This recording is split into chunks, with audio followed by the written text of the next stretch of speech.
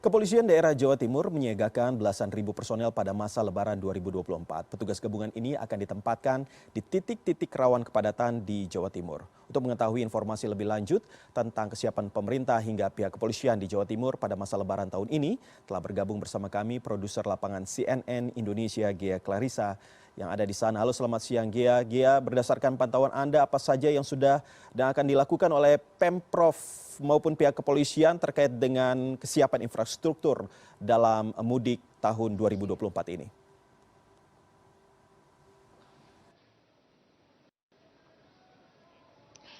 Baik, berdasarkan dari Kementerian Perhubungan, memang untuk masa Lebaran tahun 2024 ini diprediksi akan ada lonjakan jumlah pemudik begitu. Data hampir 200 juta mobilitas manusia yang akan terjadi atau sekitar 71% pada masa mudik Lebaran tahun 2024 ini.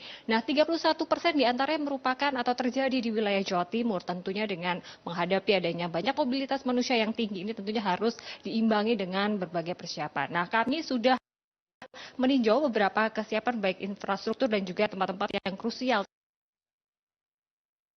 terjadinya kepadatan dan memang banyak hal yang diantisipasi baik dari pihak pemerintah maupun juga dari pihak kepolisian yang terus bersinergi dalam memasuki masa mudik Lebaran. Saat ini akan mengetahui informasi lebih lanjut tentang bagaimana sebenarnya kesiapan dari pihak kepolisian daerah Jawa Timur dalam rangka masyarakat begitu ya pada momen musim mudik Lebaran. Telah hadir bersama saya Kombes Pol Dirmanto selaku Kabid Humas Polda Jawa Timur.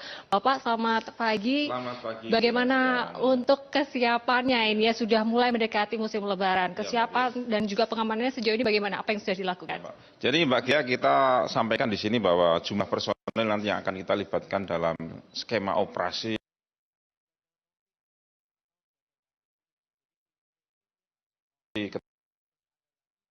Ketupat Semeru 2024 ini ada sekitar 65. Tapi ini dinamis tambah untuk personel yang pertama. Kemudian yang kedua juga kita sudah mendirikan pos-pos pengamanan dan pelayanan. Jumlahnya pos itu ada sekitar 256 pos. Nah, di situ juga kita akan kecil-kecil.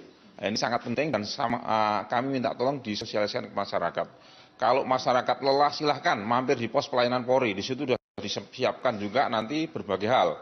Ada yang menyiapkan tempat pijat nanti di situ, ada kursi-kursi pijat itu, kemudian juga menyiapkan kopi-kopi bagi kalau sudah malam ya, kalau sudah tidak puasa monggo silahkan mampir, bisa ngopi-ngopi di situ, bisa sejenak istirahat itu sehingga nanti bisa melanjutkan perjalanan dengan aman dan nyaman. Nah itu Mbak Ghea. Oke, kemudian personel sudah disiagakan, pos-pos juga sudah disiapkan juga.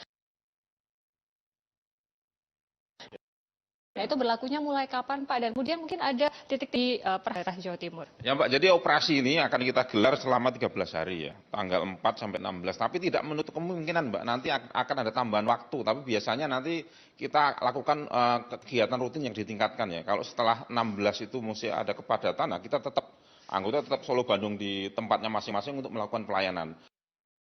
Kemudian memang ada beberapa titik krusial ya, yang terus bergulir. Salah satunya di Mengkreng Mbak. Mengkreng itu kan satu harinya itu 24 jam itu ada 34 kereta api yang lewat. Ya. 34 itu berarti kan satu kurang lebih 40 menit ya. Setiap 40 menit sekali kereta itu akan lewat di situ. Nah, inilah akan menjadi penumpukan kendaraan di situ. Nah, kami menghimbau di situ kalau bisa tidak lewat situ monggo, banyak jalur alternatif.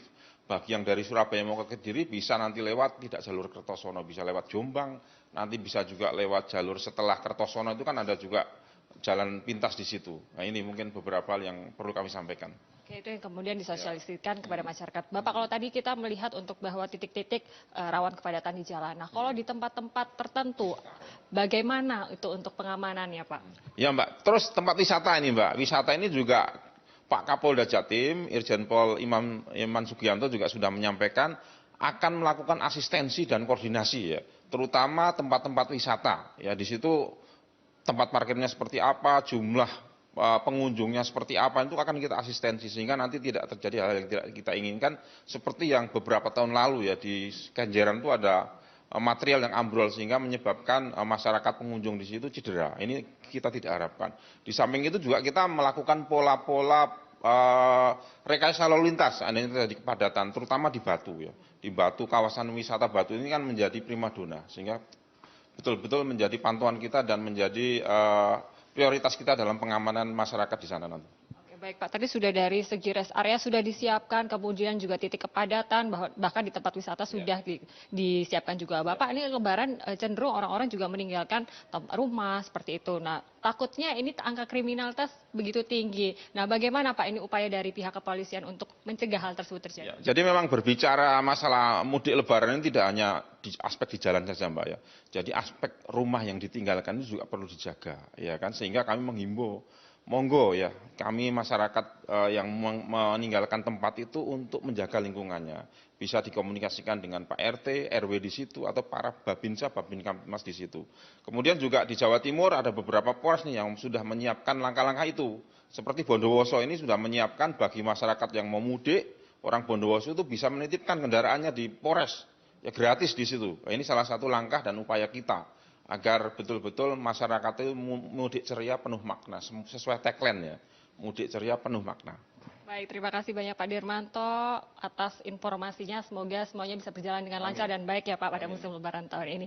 Baik Iqbal, memang diprediksi untuk di wilayah Jawa Timur ini untuk puncak arus mudik diperkirakan akan terjadi pada tanggal 5 dan 6 April.